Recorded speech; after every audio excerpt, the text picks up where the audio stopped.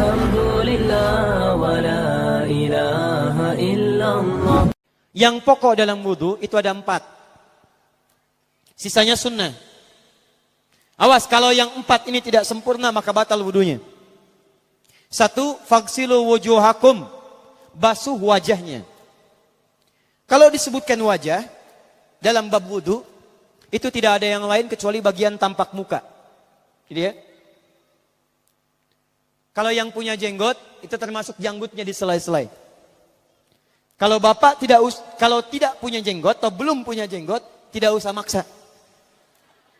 Karena sunnah dalam hadis jenggot itu sunnah merawat, bukan menumbuhkan. Silakan buka tentang babul liha, bab jenggot. Itu hadis-hadis tentang sunnah jenggot, sunnah merawat bagi yang punya jenggot. Tapi yang tidak punya jenggot jangan dipaksakan. Beli arang, sok. Beli timun, tidak usah. Ya, tapi kalau ada jenggotnya silakan rawat dengan baik supaya menampakkan nilai-nilai kemuliaan. Tahan. Sekarang kita mulai. Bagaimana cara berwudu yang baik? Perhatikan baik-baik. Kata Quran faghsilu, membasuh wajah, kalimat Qurannya menggunakan kata ghasala.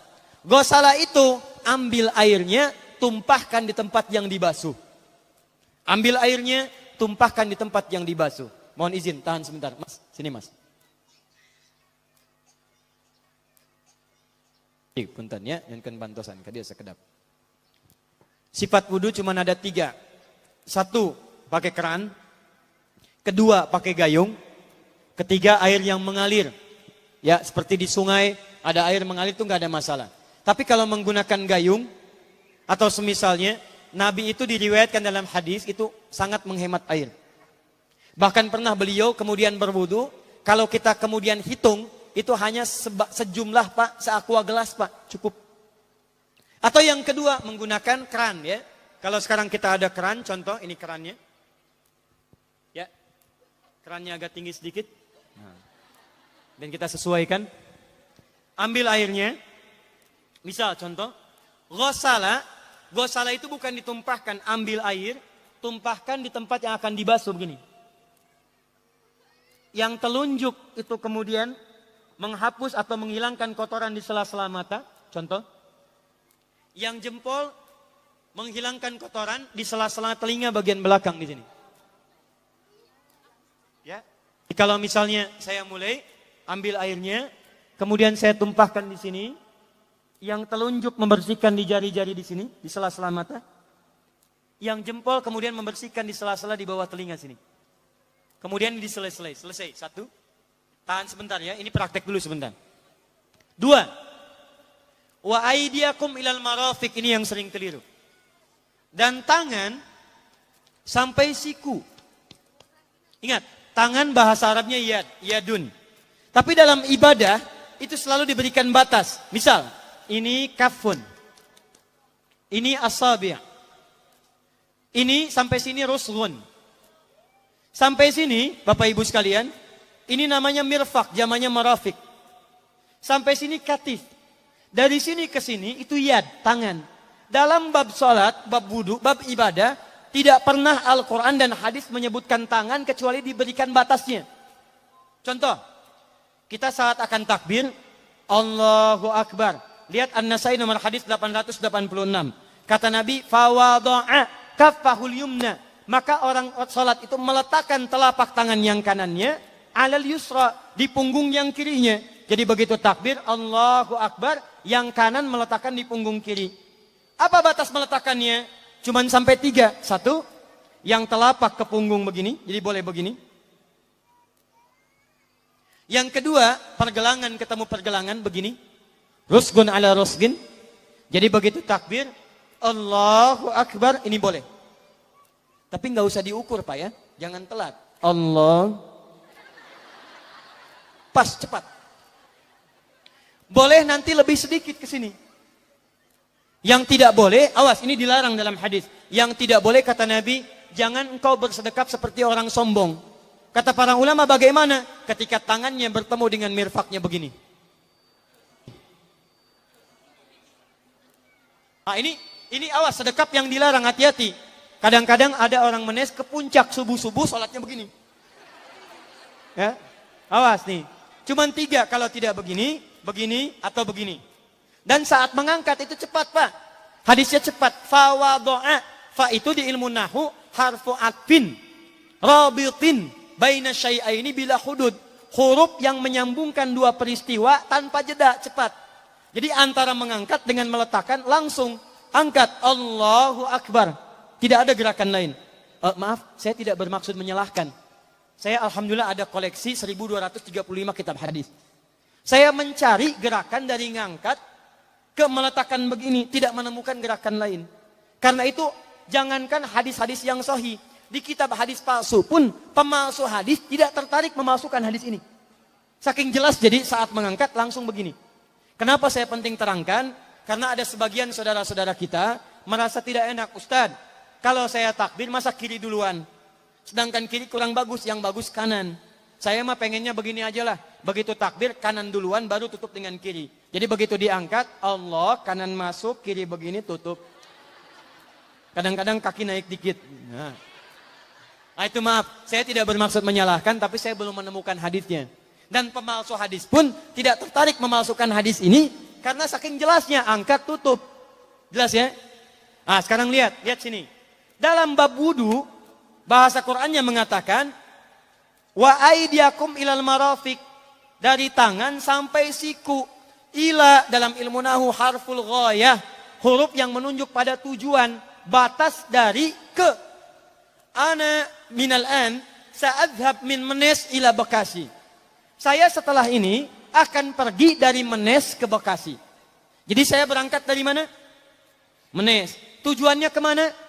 Bekasi. Tujuan dalam bahasa Arab menggunakan ila, harfu ghayah. Dari Menes ke Bekasi. Menes ila Bekasi. Dalam wudu, lihat.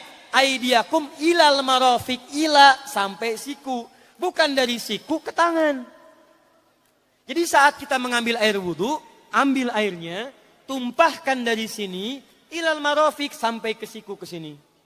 Balikan lagi ke depan. Jadi bukan kerannya dibeginikan, sikunya dibeginikan, takut, bukan. Jadi bukan siku diteruskan ke bawah. Yang tepat itu ambil airnya, kemudian basuh dari sini sampai dengan ke sikunya. Hati-hati, ini ada maknanya. Dan jika benar di hadis Muslim, jika orang wudunya benar seperti ini, maka bersamaan dengan jatuhnya air wudu itu, jatuh pula dosa-dosa dan kotoran yang melekat pada anggota tubuhnya. Tidak cukup dengan amin, nanti kita lihat dulu. Teruskan, saya baru caranya dulu nih. Awas. 3. Wamsahu biru'usikum. Wamsahu, lihat. Untuk wajah pakai gosala, basuh. Tangan gosala, basuh. Tapi ketika berpindah pada yang ketiga, wamsahu, berubah jadi masaha. Tahan sebentar ya. Calik. Duduk sini aja. Lihat sini. Ya, pilih. Duduk di sini atau ngapus. Sudahlah. Datang sendiri, nulis sendiri, ngapus sendiri, luar biasa. Cuman di Menes ini. Ini awas, ini penting ini Bu ya, penting. Saking pentingnya, susah dihapusnya tuh. Dah sini aja, masaha. Sudah. Masaha artinya mengusap. Kalau yang tadi membasuh, kalau masaha mengusap. Jadi yang ketiga ini tidak usah dibasuh. Jangan tumpahkan air di tempatnya, tumpahkan airnya kemudian usap tempatnya. Pertama, wamsahu biru'usikum. Masya Allah, kata Allah, bagian ketiga usap kepalanya. Awas, hati-hati. Tangan selesai pindah kemana? Bukan ke rambut, tapi kepala. Jadi dalam bab wudu yang diusap bukan rambutnya, kepalanya. Itulah keadilan Allah. Kalau yang diusap kepalanya, semua manusia yang hidup pasti punya kepala. Tapi kalau yang diusap rambutnya, ada ketidakadilan. Karena tidak semua orang punya kepala, punya rambut. Tuh. Nah sekarang lihat sini. Ketika kita diminta mengusap kepala, bahasanya masaha. Masaha itu begini. Ini saya punten. Bismillah. Ini ya. Ambil airnya, tumpahkan, baru kemudian diusapkan ke kepalanya. Paham ya? Kalau yang gosala, ambil, tumpahkan di tempat yang akan dibasuh. Tapi kalau masaha, hati-hati. ambil airnya, tumpahkan, baru diusap. Jadi bukan diambil air, tumpahkan di kepala begini. Paham? Nah, tahan sebentar. Dan ini menggunakan huruf ba, Masya Allah. Ba, lihat, wajah tidak pakai ba.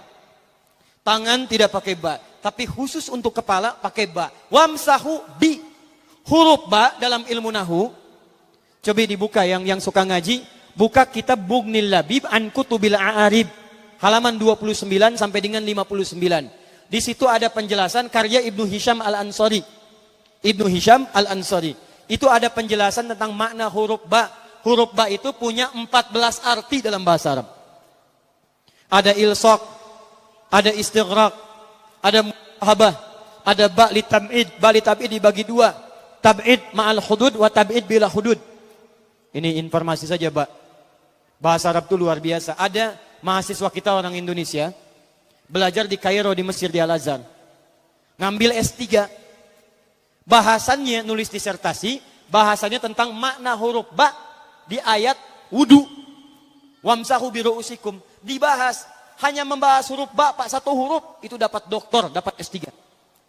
Ayo silahkan yang belum S3. Ada huruf ta, ada huruf tha, ada huruf jim sampai huruf ya, masih banyak tuh.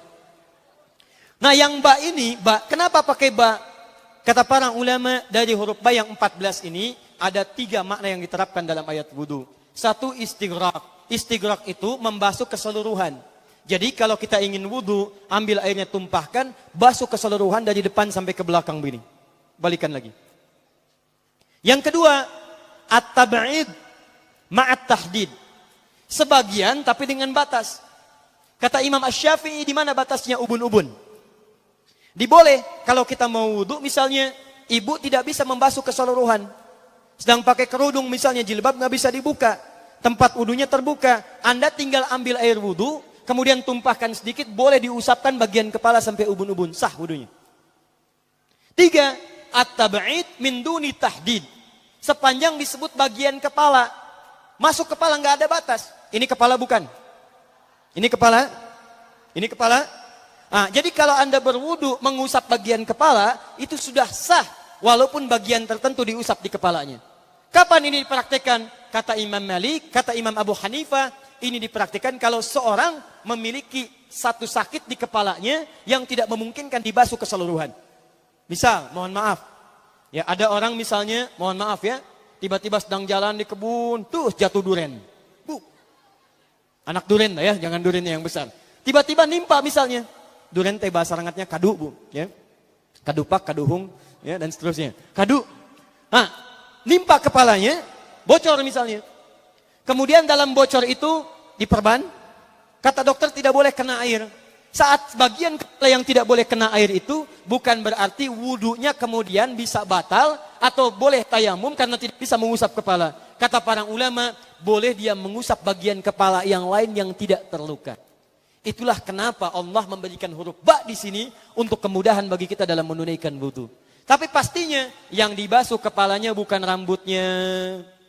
Jadi kalau ada laki-laki sudah dandan, sisiran, rapi, tiba-tiba keran dibuka, yang diusap cuma rambutnya, ulak. Nah, itu batal wudunya. Tidak sah. Harus diulang. Terakhir kaki.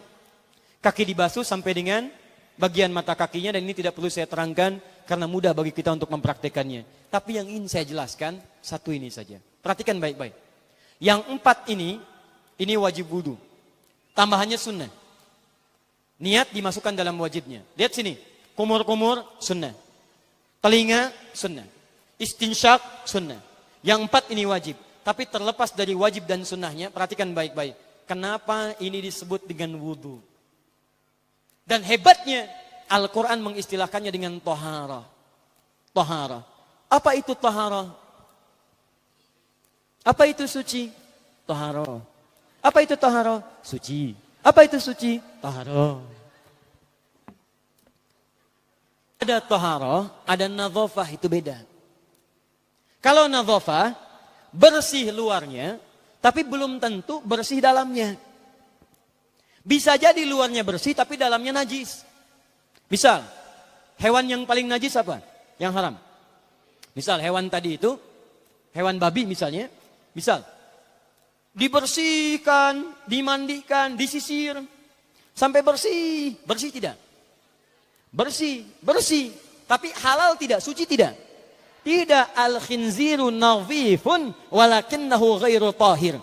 Babinya bisa bersih tapi tetap tidak halal, tidak suci dia. Tetap haram, tetap najis. Paham? Tapi kalau bersih luarnya dan suci dalamnya, maka kalimatnya berubah dari nadhafah jadi taharah.